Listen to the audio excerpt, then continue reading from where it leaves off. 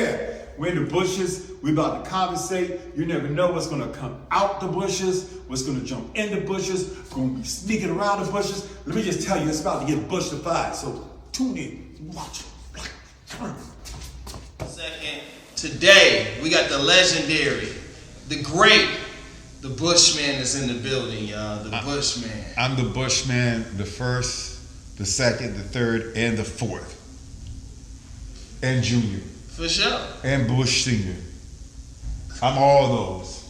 And a bag of Better Made chips and a Vernors. Well, maybe no, or some Faygo, depending on the day. Wait a minute, today's Thursday? Oh, it's a Vernors day. Faygo's on Friday. What flavor better, man? I like them all, man. I go hot. I don't do hot. Hot don't settle well with me. Hot makes me a hot mess. So I'm not trying to do hot. So besides that, we know you're the world famous DJ, but we about to start off here. All right. Because we got history. Yeah. So we're going to start off here. Talk to me about the chef competitions and stuff you were doing. I thought that was interesting. Now, here's the funny thing about the chef competition. I used to cook a lot when my kids were young. I barely cook now. Yeah. I cook off and on. But I met Carla Hall. And then all of a sudden, I don't know because, our phones listen to us, and I met Carla Hall, this competition pops up on my feed. So I signed up for it. I'm not expecting to get picked or anything. And then I got picked. And then I made it almost to the last and final round. Wow. Yeah. So then I was just like, I just want to cook with her and learn, you know, always trying to venture outside my comfort zone. I don't do competitions like that, but that was the first one I did. So would you go on like something like Hell's Kitchen or something? One of those shows? I probably would do more like one of the ones where there's like the worst cooks, I think I'm more like that because, that would be more my speed. I'm not trying to do Hell's Kitchen. That's too intense. But you're hilarious. I would be, yeah. See, I might make one episode and then I'm done because my antics are crazy. I would like to do one of the baking cook-offs though. Oh. Bake some cookies or bake a cake or something like that. What cookies do you, what's your specialty? It would be chocolate chip with sea salt. With sea salt? Yeah, man. I ain't never heard that. Dude, when you have that chocolate, that sweetness with that, but you add some sprinkle of sea salt on it, it gives it a whole nother kick to it. You gotta try. Okay. Just saying. Okay. I'm a world traveler. I try a lot of different things. Yeah, speaking of world traveler, what an amazing, was that a birthday trip you took? Tell us about that trip. Birthday trip to Australia. Yeah. It was amazing. Some friends over there booked a whole bunch of stuff, like going to the zoo that you see on TV all the time, different restaurants. I actually ran into Tom Cruise while he was celebrating his birthday at a restaurant. And he had like 4 security guards that looked like ex-Secret Service with earwigs and everything in there, and they were American, and you couldn't get near Tom Cruise. But he had a whole bunch of friends with him and some people from Australia. He was actually there doing the premiere of Mission Impossible. Wow. See, Tom Cruise, like, don't get it twisted, he's trained. Oh, yeah. Like, Tom Cruise get down. Oh, yeah. You run up on him if you want to. Yeah. I was peeping his game and stuff like that. I wasn't starstruck. I thought, it's cool. Who else can say that in 2023 they celebrated their birthday the same time Tom Cruise celebrated his birthday in the same country at the same restaurant? You got us. I got that. That's one of those things that goes in the memoir. I'm like, I remember the time, Me and Tom Cruise, Mission Impossible, It was great. Let's go back. Let's go way back because before you came to Detroit, how did you get here? Tell us how did the Bushman get to Detroit? Because you started off in other places. Of course, I know these stories, but let's talk about your beginnings. I started in North Carolina. I went to North Carolina A&T State University, Aggie Pride. And y'all got a strong alumni here. Yes, we do. I was doing college radio there, and then I ended up getting a job at a commercial station where I was doing telephone marketing research, and then I ended up getting on the air. And then from there, I ended up being full time, and I mean, I did some of everything. The one thing I learned about business is learning how to do everything. When you learn how to do everything, then it makes you more valuable than the next guy. So I learned how to do everything. And so I was working there, but then I felt like I did that for like 8 years, and I felt like I had outgrown the place. Like I knew I was destined for more, bigger and better things. So I started applying to places. For some reason, I wanted to be by the water. So I was like Virginia Beach and Miami and Orlando. I was applying places. But guy was like Detroit by the water too. Well, to be quite honest with you, my boy I used to DJ with is from Detroit, but he lived there in North Carolina. I didn't know where Detroit even was. Didn't even know. Be honest with you, Detroit was one of the last places I thought I would ever be. And I was applying to all these. I mean, I even applied to like Providence, Rhode Island, and I got several different offers from several different places. The Virginia offer was for a little less money than what I was making, but they wanted me to do more work. I was like, no, that doesn't sound right. Another offer was for the same amount of money, and it wasn't worth it. Providence, they just kept playing games, so I was like, So then one day I was home, my boy Skip Dillard, who I went to school with, was home. We went out, had dinner, and then he told me about an opening in Detroit. Now, ironically, Trey Black was here in Detroit, and Trey Black came from the same station that I was at in North Carolina. And he said Trey Black left. I said, okay. And then he told me the whole backstory. I was like, wow, all right, okay. He says, you should apply. I'm like, they're not going to hire me. Because I applied in Chicago at WGCI, and I got this nice, beautiful rejection letter, you know. And I was like, okay. And then he's like, no, just apply. I said, okay. I'm just sitting there checking in the resume or whatever. Didn't tell nobody, wasn't expecting to hear anything. And I got a call. Now, oddly enough, the guy who was at GXCI, I'm not going to call any names, tried to convince Steve not to hire me. And he was like, no, that's my guy. So I flew in, went to lunch with him and Brenner Green. Where did it take you to lunch back then? East Franklin. Oh, East Franklin. Okay. Yeah, I interviewed there. They were going to put me on the air that night, but because of my contract, they were like, I don't know about that. So then he took me back to the airport, changed my flight, put me back on the flight, and sent me back to North Carolina the same day. I was like, okay. And then called me the next day and made me an offer. Tripling what I was making in North Carolina. Or what I was making in North Carolina. What Biggie say? Triple up when you get it out of state. Yes. And so I was like, okay, well, you know, let me take a day and I'll let you know. I already knew I was going to take it. I was like, and I decided to take it. I remember I went in on a Wednesday because they wanted me here in a week. I'm like, man, I've been here 8 years. I got to give them 2 weeks. I do a lot of stuff here because it took 3 people to replace me when I left North Carolina because that's how much stuff I was doing. And I remember going in there and telling my boss, and he was happy for me. And then he went into closed door meetings for 2 days to figure out what they were going to do because they had no idea, and it came out of left field, and they weren't expecting. They didn't do a counter offer. Nope. Or they couldn't afford to, bro. They didn't even try to. He didn't even ask. They probably didn't have that type of budget. No, I don't think they had that type of budget. Yeah. And I think he was the type of boss like he knew that was a bigger market. When I moved to Detroit, it was market number 5, and I was in market number 45. Yeah. So it's a market huge, 5 is huge. Huge. You know, most people like if you start at 45, you want to go to 20. Because New York probably was 1.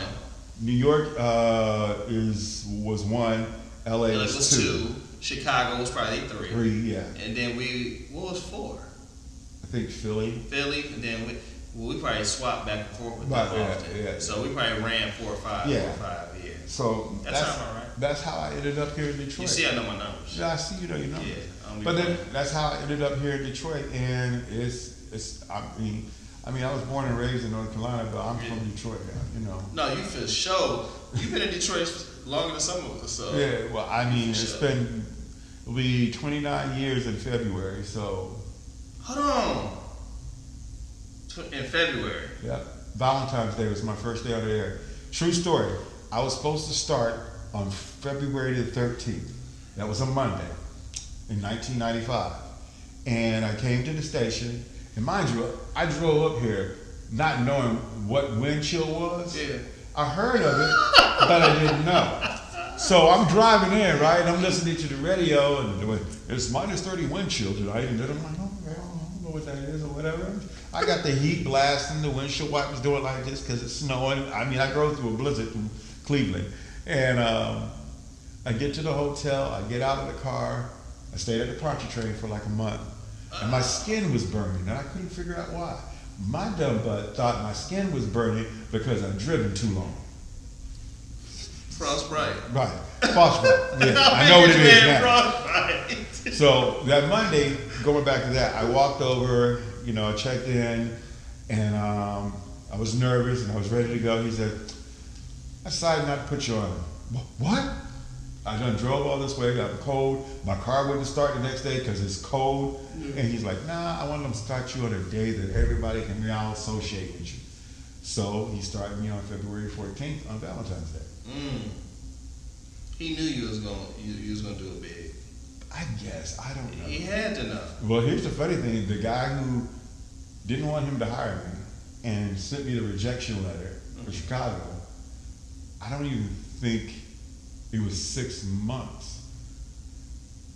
Might have been, it was 3 to 6 months. He called to ask could he talk to me about coming to Chicago. He wanted to get an offer. I knew that was about to come. I was like, wow. I felt good. And then, oddly enough, Trey from Detroit went to LA. Mm-hmm.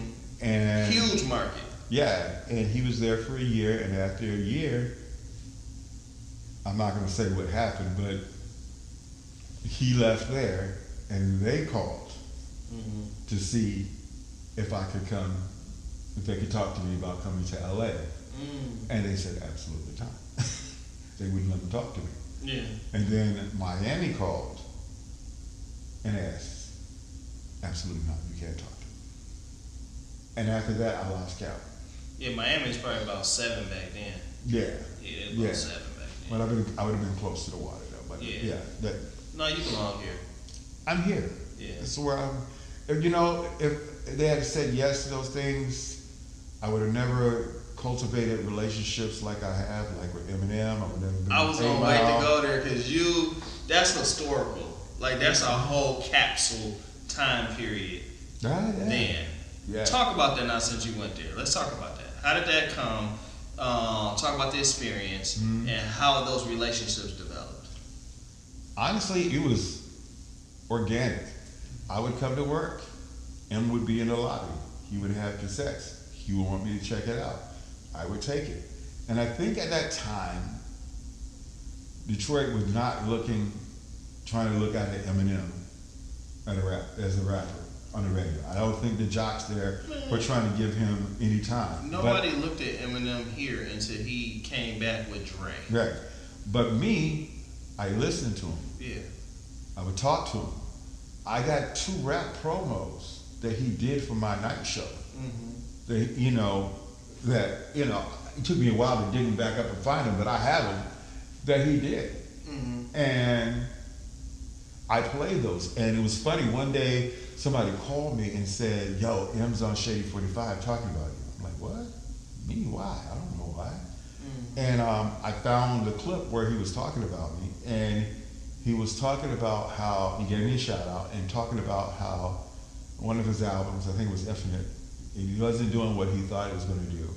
But I was playing this promo over and over and over and over and over and over again on the radio, and it was just making noise and over again, and it kind of gave him, the encouragement and the push to keep doing what he was doing.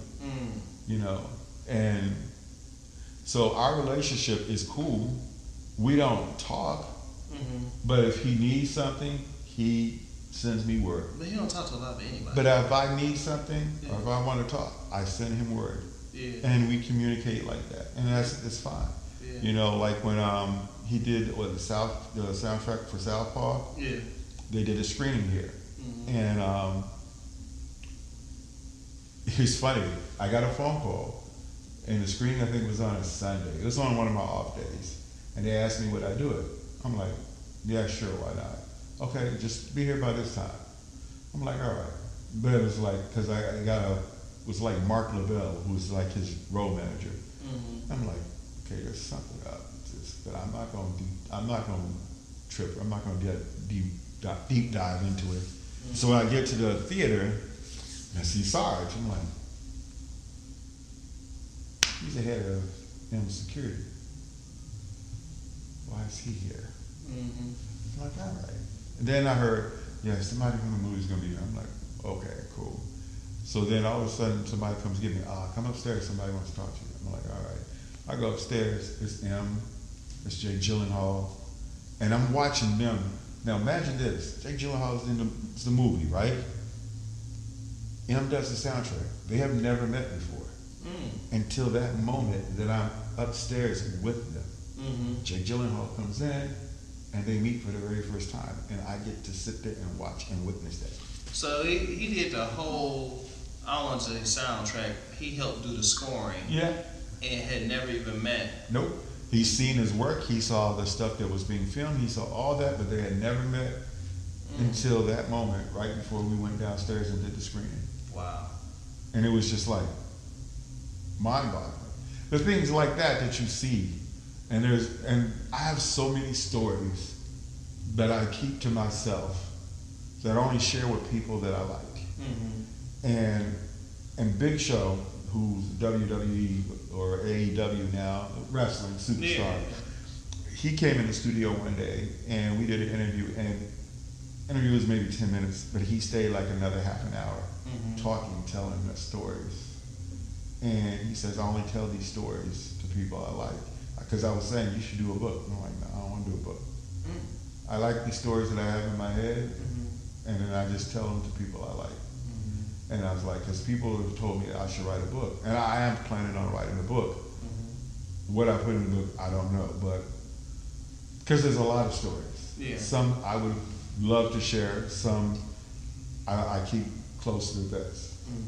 You know, because anytime something ever used to like happen with him or Proof or somebody like that, R.I.P. Proof. yeah, they would, come to me, ask me questions, and I would know the answers, but I would never tell the answers. I kept everything quiet until close to my chest. See, I had the privilege of spending time with Proof. Because me and RJ it's probably like the last time to record with him on the Jerry Maguire album. So we did a studio in Southfield, and we worked with him. And then, like, I was telling young RJ, he was asking why I didn't come to the funeral. I was like, I just ain't want to see him like that. It was hard. Yeah, I was like, they all went. I was like, I'm not coming. I want my last memory to be in the studio with him. It was hard. Yeah. Another story that I don't tell often, I was with Proof that Friday night at St. Andrews. Saturday night at the State Theater, which is now the Fillmore. Sunday night, I was leaving the Good Life Lounge. He was walking in. He was trying to get me to go back in, but I was like, man, I'm tired because I done did days after days of partying, and we've been partying. I'm like, I'm gone. Which, of course, obviously, I regretted not going back in and spending time with him. And then, the next day happens, and I get the phone call Tuesday morning, and then I'm like, nah. And I think, and I used to live right across the street in the Millender, which is now RCA. And after I found out, I just went and sat on the steps of St. Andrews Hall. Yeah. I sat there for about 2 hours with my head down, with my phone ringing. I only took calls from that circle, in disbelief. Yeah. It was hard. Because he would come up to the station. He was so funny. He would come to the station, Bush, I got an idea. I'm like, all right, you know what you want to do it off of? Yeah, DDT. DDT was like my beat guy. He would go in the production room with him, and they'd come back out, and it'd be a freaking song. But it's a promo for the show. Yeah. And it'd be so lit. The one I can't find yet, but I'm still looking for it. I know I got it somewhere. I just got to dig deep, which I'm about to really do because I'm working. I got some projects that I'm about to work on, and I got to dig through archives. I like literally got to find a cassette player because I got a lot of stuff that's on cassette that I'm gonna try to pull stuff off. I got stuff on DAT. I got thumb drives. Because you had so many big moments in your career. Did you ever have any video of all this stuff?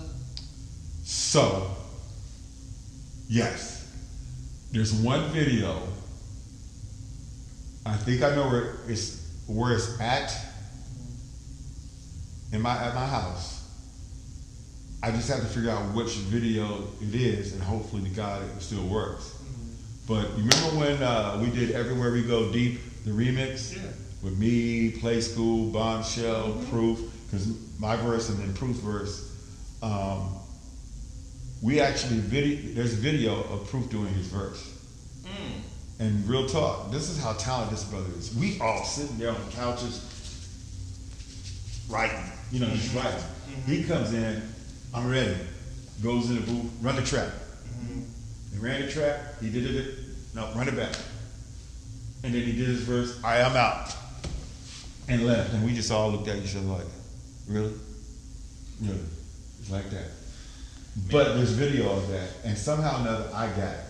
Okay. There's also video, and I don't know, I gotta try to find it. When he had dreads, we were at the car wash. I remember when he And had this fool climbed on the roof of the car wash. Was it the Jeep? Huh? Was it the Jeep? Like the Pathfinder? No, this was a car wash. He climbed on top of the building.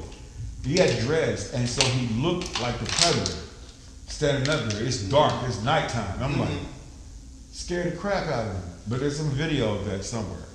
It's out there. Proof had so much freaking energy, man. Dude. This dude was so creative, it was crazy. The one thing I liked about Proof is he was so humble.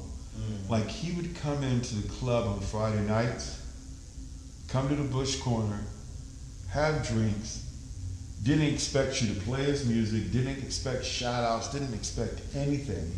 And we just have a good time. There's cats that would come in the club, and if they didn't hear their record within 5 minutes of them coming in the car, they bounce. Yeah, they gone. And they didn't realize it's not about that. It's about the relationships that you build and you network. And then that stuff happens. I mean, Proof might as well have had a pass key to the radio station because he was up there all the time. Sure, yeah, he can walk into any venue. Yeah. Any venue. He would come up there and come in the studio. I just came to check on you. You good? You need anything? You need me to go talk to anybody? No, I'm good. You're like, all right, just checking. And then you leave. That's how he did. Yeah. Trick was the same way. Oh yeah. Still. Trick can walk in any venue. Yeah. Trick can still hit me up. You good? Yeah.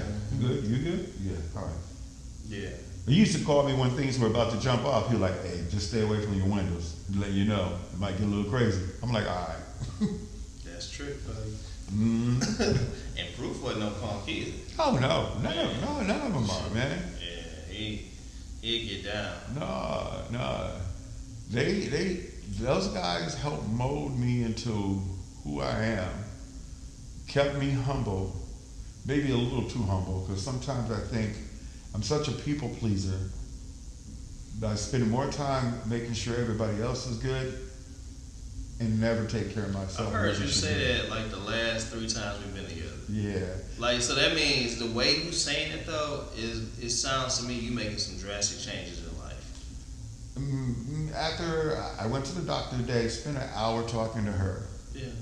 Just like spilling my guts about how I feel about how things are going and where I want to see my life go.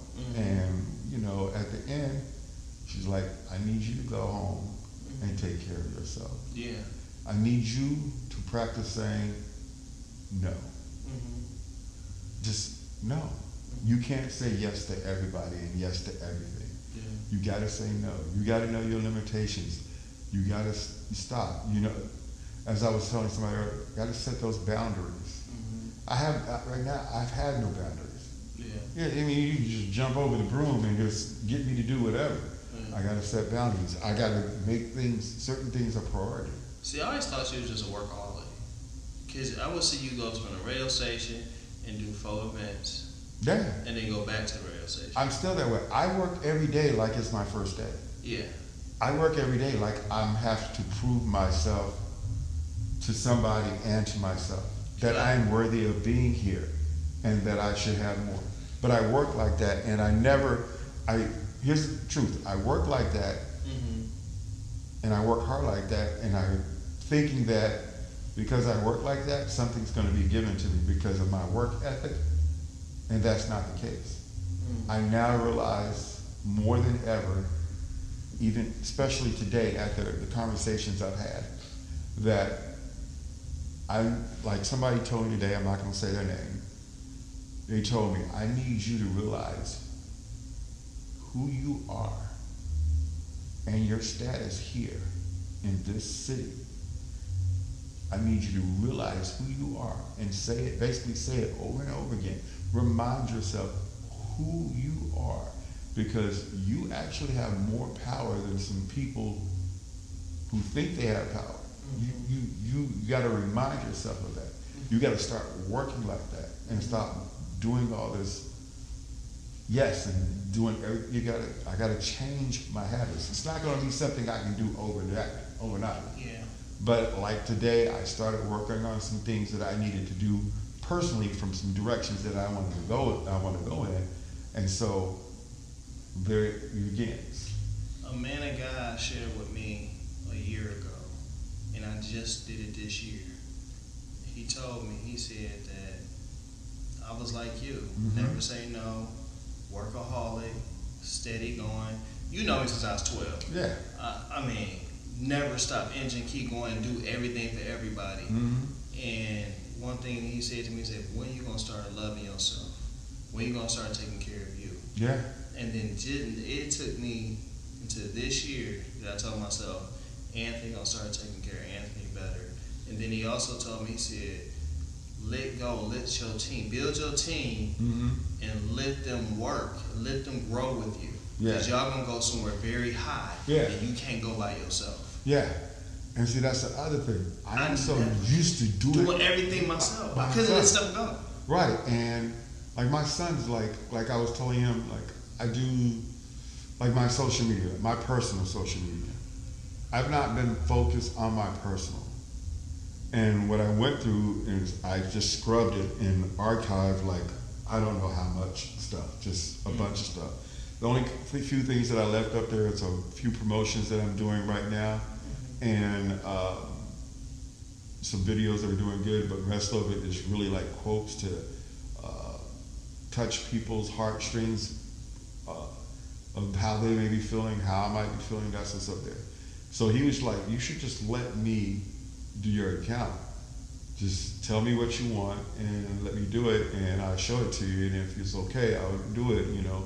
I say, yeah, let me think about that, because that's a lot of control for me to give to somebody that I gotta wake up in the morning to make sure that they're in class, you know, or make sure that they don't forget this or don't forget that. That's a lot to put on you and for me to trust you, and I can't always trust you to just get up and do what you're supposed to do. But I realized too today, I gotta tighten my circle. Or I gotta move some pieces on my circle, on my chessboard. I had to do it. I'm still moving stuff. Because it's uncomfortable. Yeah, because like I told the doctor, I said, I am surrounded by a lot of negative energy. And I think the reason it is so bad is because I'm a quiet introvert when I'm not working. And so I just allow that energy to just boil over, run over. And then it goes into the work, you know. And so, you know, sometimes, you know, that when you give out those vibes, you attract that. So now I gotta like work on not attracting negative energy. I gotta push it away from me and look for positive energy. So like I had a positive conversation with one of my homeboys today that changed the course of how my day went because it was just that positive.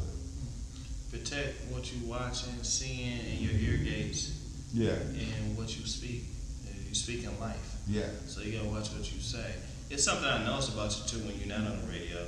It's been times I've been in the studio with you and I see you in the corner. You're working. You're always working. Mm-hmm. Like you're never not working. Always. And you're quiet and you're to yourself. And it's like what I peeped you do a lot. You're either editing or you're reading something. Mm-hmm. And I'm just like, and I noticed you go into a quiet zone. Yeah. You know, so it's like, what is Bushman's peace zone? Like, where is that space where you feel the most peace? Oddly enough, the only where I feel the most peace is a couple of places. At home in my bed, reading a book, some crime novel, mainly James Patterson. My other peace mode is on a long flight headed somewhere peaceful. Like I like going overseas because I can totally disconnect being on a different time zone. That's a peaceful place. Watching anything Marvel. I love Marvel. You know I used to work with them. I love Marvel. I actually got invited to go to the screening today at a new IMAX, and I just couldn't do it to see a new Marvel. But those are like my peace place. Now, it used to be food. I made food my peace place, and that's how I got so big. But now I try not to use food as my crutch. I try not to use food as my medicine. Yeah, that was mine too. Yeah. But we got to do the Marvel movies together. Do some Marvel stuff, so we both love. I take my boys. Yeah, they love. We don't miss nothing Marvel. Yeah. Yeah. Yeah, I got a whole bunch of Wakanda stuff. Actually, I'm thinking like when I build my studio at home, it's going to be Marvel themed all around me. Dope. They're going to have to give me permission to do that. So. You ain't gonna need permission. Yeah, we just ain't gonna tell them. We're just gonna do it. And then once it blow up, they be like, hey. I'm like, look, I'll put your new poster up. Okay. Yeah. But I mean, those are the few things. Like I've been telling myself, I need a hobby or something on the side to do because I just work. My brain never stops. That's what I deal with. Cause I only sleep 3 hours a day. I sleep about 2 or 3. Yeah, we the same. Like when we talk, I'll be like, why is our lives so simple? Yeah. Like I will lay down about 9:30, 10 o'clock, start reading. I'll read to about 12. I'll go to sleep about 12. I'll sleep to about 3:30. 3:30, and then I'm tossing and turning. I'll lay there and I'll look like I'm asleep, but I'm awake. Yeah, I get up. I don't even lay. I used to try to do that just later. I don't even do that no. I just get up. Well, I did used to get up, but now I got 2 new puppies. That they gonna get up too. Australian kettle dogs, and if they hear me move, they're barking. And then they want to go play. They want to go outside, and then I'm dealing with that, and then that destroys everything. So I lay there silent. Or at least your body rest. Yeah, or sometimes I'll pull the phone back out, open up the book, and start reading some more until I get sleepy again, and then I go back to sleep. And then I'm usually awake by 6:30. Okay. I get up, depending on the dogs, around 7:30. You know, take care of them, maybe take them to the dog park, come back, get dressed, get ready, make that drive into work, and work. And then when I'm driving in, I'm listening to things that I need to listen to, stroke or whatever like that, or whatever craziness is going on in the world right now. I listen to that. Question for you. So we both love movies too. After 8 Mile, did you ever think about doing more film? Yeah. Okay. I wondered. I let that all slip past me, and I hate myself for it.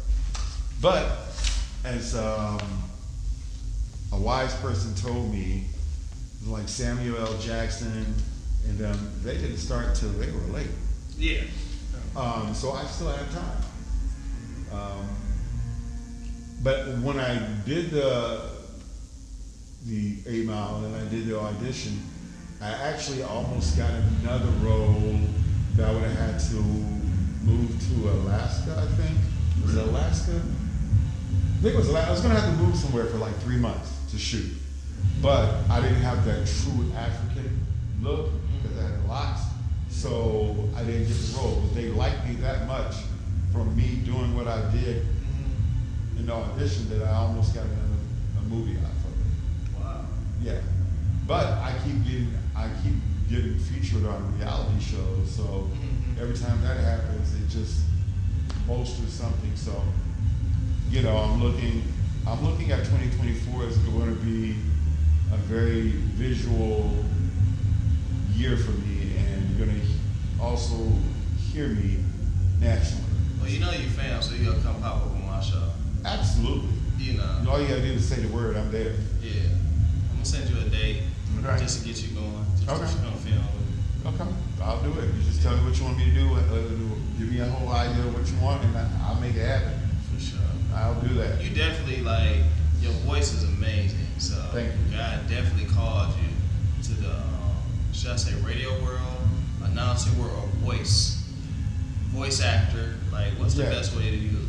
What words I use with you? I don't know. Like sometimes I don't like my voice, and sometimes I do. And lately I've been going back to my roots and practicing while I drive.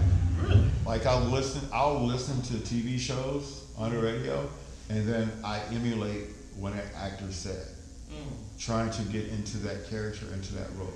Like, cause you know, when I was on JLB, I was just screaming loud, you know. When I went to mix, I felt like I had to tone it down, but still show my personality.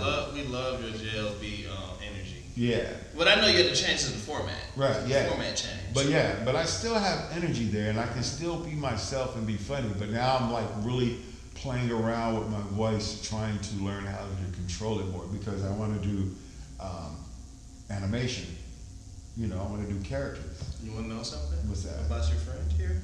What's that? I have an animation script completed that I'm working on shot, man. I'm gonna share it. I'm gonna let you see. It's Okay. done. It's done? It's done. Let me see it. Yeah. 'Cause that's one of the things that I want to do next year. Because I'm actually looking for a talent agent right now, or agent, so that I can start moving some of these scripts. All right. I have like 3 or 4 scripts. That's interesting because somebody that's plugging me with their agent, and he's going to hit me this weekend. She's about to do, or they're about to do a seminar, and he wants me in the seminar so that I can learn more about how everything works. Yeah, let me know, man. Yeah, We can do a dual situation. Yeah, I'll let you You know know. how we work. Yeah. And say, look, work with me, work with Bush, and then make sure these projects go together. So Yeah. he can do what he do, I do it. Yeah. Yeah. With that. Yep. And I'm learning to trust again. I've gotten burnt so many times by trusting the wrong people or not doing my real diligent research. On people. So now I'm learning to trust again. But I'm also learning that I'm a talker, and I will tell too much stuff sometimes. So now my whole thing is to kind of move in silence. And you gotta give some relationships time. Yeah. Sometimes I let, because my thing is, you know, I don't move on that fast. So I take my time. It's people that like, bro, I've known you 5 years, and we just now doing this. I'm like, yeah, I know. I was still taking my time with you. You Right, know? right, yeah, So yeah. let's build. We ain't gotta Yeah. run all the time. Yeah. So, yeah, it's just like my thing is, I feel like God, the Holy Spirit, is gonna, as you, like you talked about, good energy. You're gonna get a guidance. You're gonna be guided. You know, you're gonna be able to feel it. Like I go off a lot. I do a lot of praying. You know, reading the Word and all that, and I know that God guides me through this. Yeah. Through this, not just my career, but just through life. Yeah. You know, and we got to go through certain things. Oh yeah. Because if we didn't, it wouldn't shape. We wouldn't be shaped properly. No, and you wouldn't be appreciative of the things you get when they come. Yeah. You know, one of the things I want to learn how to do is, because I'm so antsy and my brain is always running, I want to learn how to meditate. I think if I learn how to meditate, I can calm my thoughts and my racing thoughts, and then I can be better and I can focus better, and I'll be able to be a better person, be a better me, a better bushman, a better, all around guy. So do you feel like therapy has really helped? Oddly enough, I felt like therapy was helping me, but I feel like right now I'm in a place where I need something different. Gotcha. Like I told my doctor today, I said, I don't know if I need a life coach Yeah. or I need some other type of therapy to work some things out, to get some direction. I said, I don't know if I need to have some group therapy. Do you struggle with goal setting and no, but you get stuff done.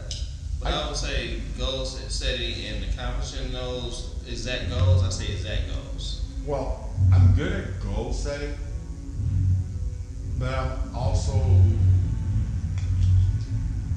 not always good. I'm good at goal setting, but what ends up happening is there's two different goals.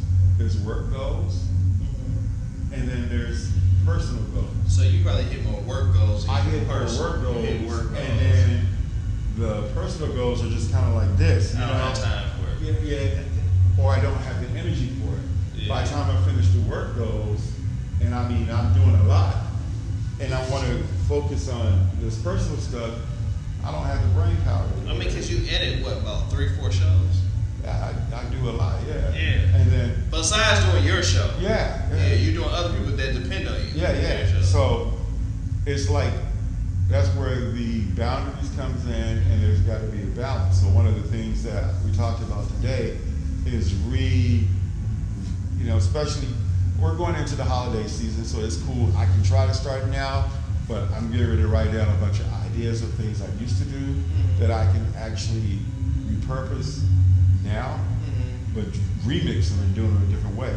But also revamp how I'm doing everything and when I'm doing everything, so that I know that I'm gonna do this during this block of time, so that in this block of time I can work on personal stuff. This block of time I work on personal stuff. And I gotta take my life. I'm not in control of my life. I gotta take control. You know how you can start off? Just a suggestion for me. Give yourself start with an hour a day. Yeah. Focus on just 1 hour. Yeah. I'm gonna take 1 hour. This is my time. Yeah. Focus on what I'm trying to, Yeah. and then build from Yeah. there. And that ain't even gonna be easy. no, and some people be like, "Oh, you drive so far." I'm like, "Yeah, but that's not taking. I mean, yeah, I'm by myself, but that's not a quality time. It's not an hour of quality time. I'm driving. I'm taking phone calls. I'm working. I'm listening to CNN to see what the heck the world is going on in the world right now, or And so, yeah, I gotta have an hour, like maybe in the morning. Yeah. And I probably need an hour in the evening too, or 30 minutes in the evening, or something like that. Just to reset. My brain needs a reset. It needs a daily reset, and I'm not getting that reset. Talking about your drive. So when y'all move, is your drive gonna be longer or shorter? Shorter. Shorter. Okay, so you're probably excited about it. It's shorter and easier because I have. Don't say your route. Okay. I have so I got a 28-mile route to get to the highway, and well, it depends. I can go two different ways to get to the highway. Okay. One way is I don't have to do that 28 miles. Yeah. But it'll be faster that way to get to jump on 75 and go down. Yeah. So if I look at it that way, it's probably definitely quicker. Gotcha. Okay. Yeah. Okay. It'll be quicker that way without having to make all those stops on the other route. So Yeah. We still gotta be safe for how we say certain things. Yeah. Most definitely. Real talk. Yeah. Man, you've had like real talk. Man, you done seen a lot in the industry. So much, man. it's like when I just sit back and think about it, like from your Penobscot days, because that's when I first met you. Yeah. You know, from them days to even now, it's like wow, like so much change, so many people change, so many label heads change, so many artists come and go. Radio totally flipped. Oh, it's everything. Totally flipped. Like I don't see anybody from labels anymore. You know, the stuff we used to have back in the day, you don't have anymore. Everything's computer. Like I can do my show from right here, and it all fits in a backpack. Yeah. I can do my show from anywhere in the world, really. Yeah. As long as I got internet, I can do it. Yeah. I can take phone calls from anywhere in the world and still do my show. And it's kind of crazy. Yeah. You know, to think that. You can actually live in Australia and still work by iHeart. Yep. Or I could be on the tour bus and work and just be traveling the country. Yeah. I literally could do that. Is this something you want to do one day? I mean, because Bushman, your name is big, like.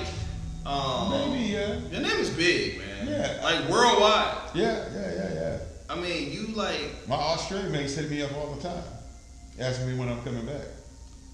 Okay. But what I want you to know is your name is big, like Big Boy. Yeah. Those guys. Like the radio legends. Yes. Yeah. Again, that's when somebody was telling me today, I'm not saying any names, keeping, that private. They kept telling me and reminding me that I need to remember who I am. I'm gonna say this: your face, your head was literally WGLB logo at one point. Yeah. That's what I'm saying. Like, if you weren't there, the station where you were the station. Not saying you're not now. Yeah. But I'm just saying, like, it was a time period when you were Detroit hip hop. Yeah. Like, nothing can. If you didn't come through the bush, you wasn't really doing that. You weren't co-signed. Yeah. Yeah. Yeah. I mean, like, how does that feel? A young guy from North Carolina. They came to Detroit, one of the biggest markets in the world. It felt overwhelming to think that I got on the radio. At first, nobody liked me, and then once they started liking me, that I had this power that I didn't realize that I had. And I knew guys who had gotten egos, and I mean, I knew guys who were like amazing, but they had egos and then ended up not doing anything. And I always try to make sure, don't get me wrong, I have an ego, but it's just in check. Yeah. So it's always been flattering, and it's always been, I've always been moved by, like, when somebody comes up to me and I went to their middle school and I forgot about that part. Yeah, they remember me from what I said, and I mean I've had people come up to me, like when I was doing St. Andrews. You came to my middle school and you told me this and you said this and said this. I just want to let you know I went and got a degree. I'm doing this. I'm doing that. You want me to buy you a drink? I'm like, dude, that's just a little weird because you just said middle school and now you want to buy me a drink. You're good. I'm proud of you. I'm glad you did it. Now you go do that for somebody else. Yeah. And so that they can get a degree and do something with themselves. See, you keep mentioning St. Andrews. That's one of my venues, St. Andrews, Fillmore, all that. And you did so much at St. M2. Y'all did so much at St. Andrews. It's a legendary venue. We did Friday Night Live on Friday nights, 3 Floors of Fun. Me, Don Q. We had DJ downstairs and DJ upstairs. We got voted the wildest club in America by Spin Magazine. And it was true. That was a movie, man. Yeah. there's some things that happen in St. Andrews on Friday night. I'm gonna tell you one story. Eric Benet came through there one night. Mm-hmm. It's, Friday nights was a young 18 and up night, but Eric Benet came through there. By the time Eric Benet was carried out, don't know where his shoes were, because last time we remember he was on stage barefoot. I had his glasses. I don't have them anymore. I still have his hat somewhere, and I would wear it. I watched it and we started wearing it, and we never did find his two-way pager. The two-way days. Yes, but he came in there and got so hyped and had the best time. He had too much fun, because I think back then that's when he was dating Holly Berry. Oh! And soon after that, they broke up. So I don't know if it had anything to do with that. So Holly Berry, if you see this, it ain't my fault. I just like to show people a good time. And the Bush Corner was a thing. And if you were in the corner, you had to drink, and that was just a rule. If you didn't drink, you couldn't be in the corner. So. And I'm not telling how the Bush Corner was made, because for legal reasons I'm not telling. So he doesn't break up relationships anymore. No, I don't. He doesn't get you drunk and you can barely get home anymore. Those days he's done doing that. No. Now he's helping you change your life. No, yeah, I'm helping you change your life. I mean, even with those days, they came with warnings. I had an intern one time came over to the corner, and just because you see 30 shots on the bar doesn't mean that you need to try to drink all of them. And I'm like, dude was passed out laying at our feet, hugging a fan before 11, and he stayed there all night. And we just partied around him. But I warned him though. Even like the one that fell asleep upstairs on the balcony. He was working. I don't know why he even participated. I didn't tell him to do that. I warned him. And people would walk in and like look at me from last week and wouldn't even speak, and it just kept going. I'm like, I didn't do that to you. You did it to yourself. Man. You could have said no. Nobody put nothing in your hand. You grabbed. If they were said you influenced somebody. Well, I didn't put no peer pressure on anybody. It was a movie. Be honest with you, the Butch Corner was the beginning of reality shows. It was just never caught on tape. No, well, there is some tape that's been lost, but. So you saying you should have beat out College Hill? Yeah, absolutely. Absolutely. Now some of the stuff that went on, man. Absolutely. It definitely didn't need to be on tape. I've heard the story. You know that we did casting for Flavor of Love at St. Andrews. Oh yeah, I know about that. Oh yeah. Flavor, Flavor loved Detroit. Oh yeah. That's your boy. I was there for all that. Yeah. I did. Yeah. Mm-hmm. Oh yeah. I heard he's trying to do some new reality show. I don't know what Flav's doing. He's all around everybody. But it's good.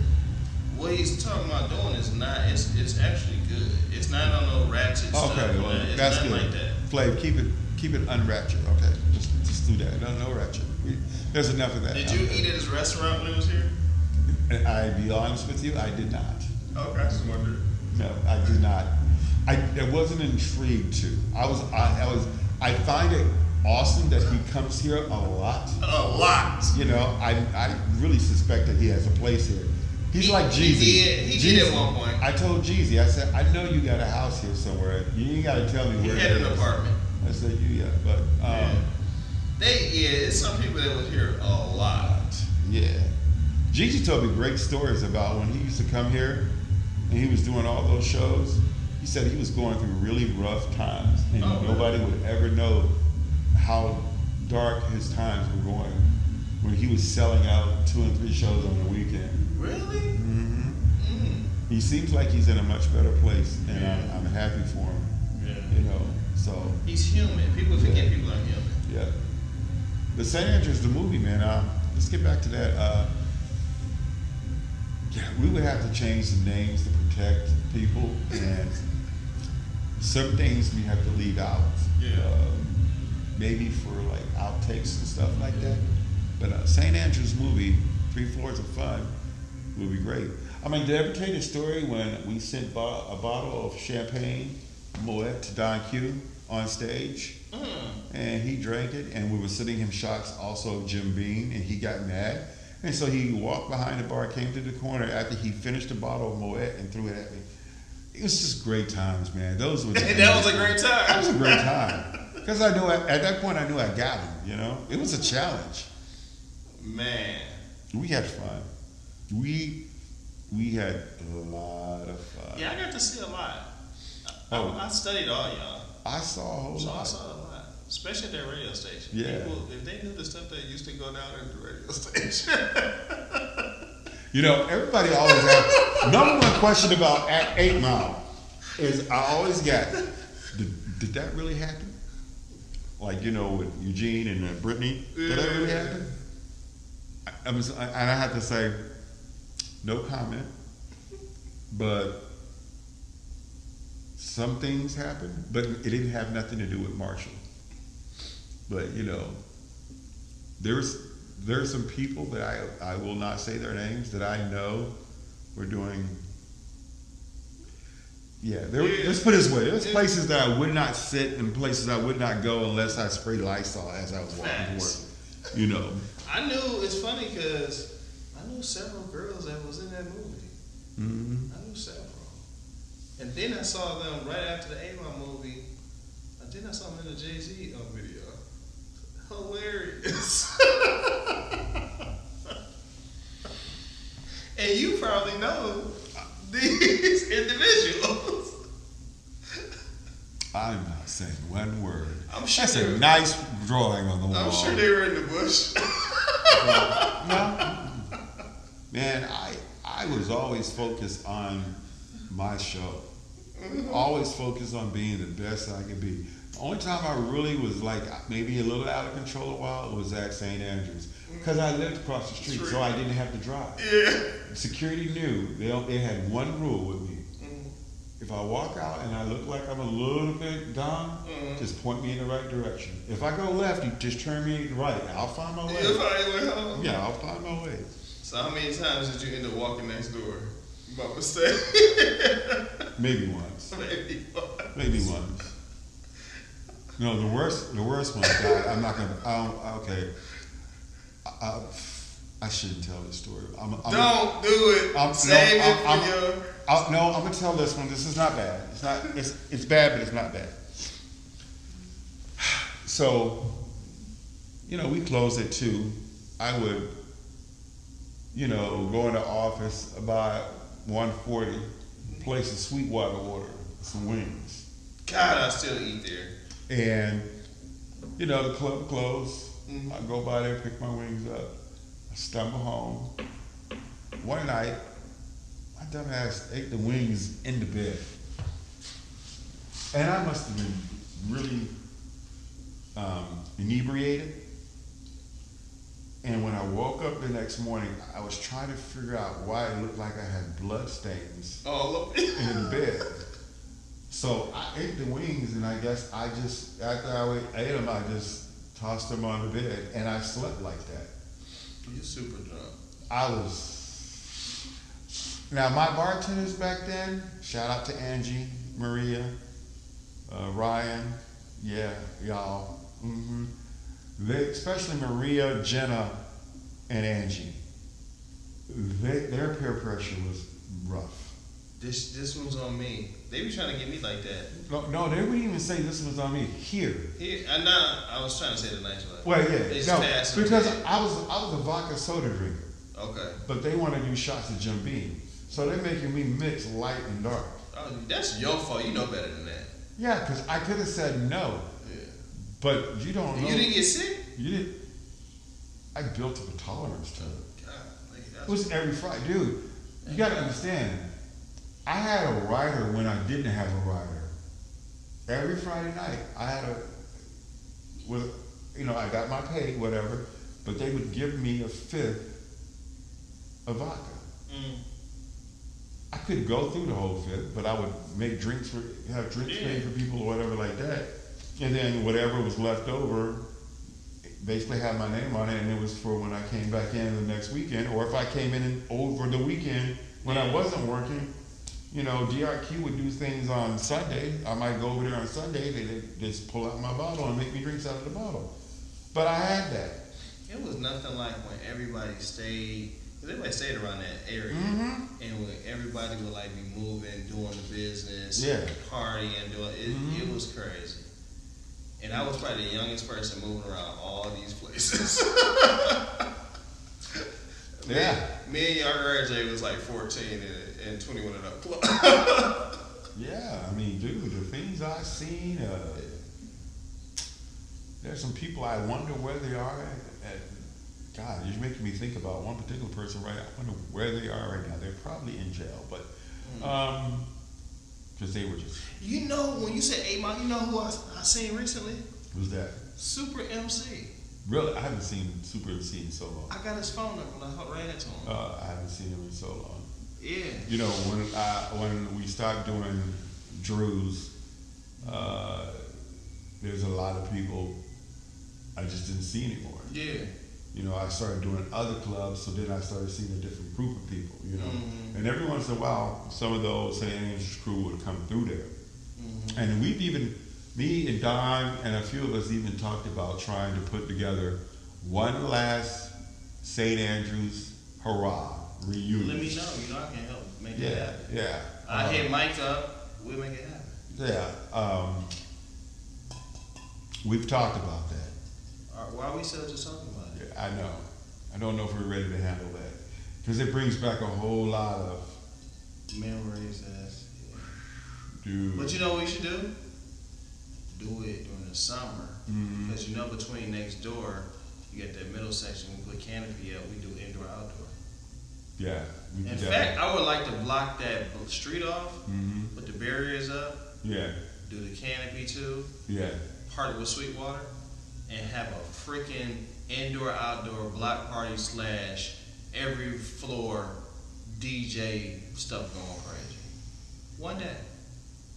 One day. One day. One day only. $75 ticket. Man. You know we can pull that off. $75 ticket. $100 ticket for to go with wings. Do a $75 regular ticket, $100 ticket to venue plus food. Come on, you know how to put this stuff together. Oh my God. I'm gonna be dreaming about this tonight. And then everybody just, the DJs, all y'all get paid. The venue can get their money. Everybody else volunteer. We need. You know how I feel about this. Yeah. Some money need to go to one of the a nonprofit. Some of y'all believe in. Oh yeah. But just a percentage. Yeah. And the rest of us are volunteer. Yeah. That'd be crazy. We would definitely have to film that night. Oh, my company filming it though. Yeah.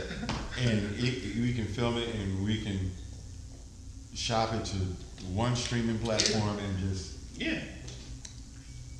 Let's figure that out. Let's figure that out. I think that we can pull the people together here. We can pull the people together and make this happen. Oh yeah. Yeah. Yeah. That would be one. In fact, yeah. Crazy. You might just want to buy the venue out. It don't cost that much to buy that one out and do this. Pre-sell these tickets. Yeah. Well, we just want to thank the Bush for coming on the Culture Conversation. You are the freaking culture. Thank you for having me. Worldwide. Thank you for having me. I'm trying to be. I'm just trying to represent Detroit to the fullest. That's all I try to do. Bush, I'm gonna say this. You represent Detroit, but you represent more than Detroit. You represent the culture worldwide.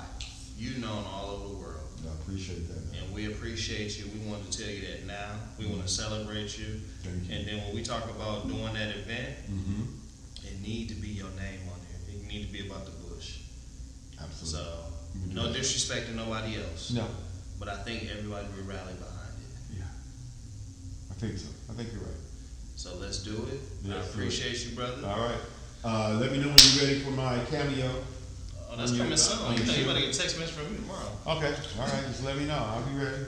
Absolutely. Get my hair done. Let's do it. You good to go? I already got the gear got the gear ready. Elijah Connor made me have to step my game up, so you know. Oh man, Elijah, whole nother level with it, man. I ain't messing with him. I got stuff at home I haven't even worn yet, just waiting for the next show. Yeah. All right, bet.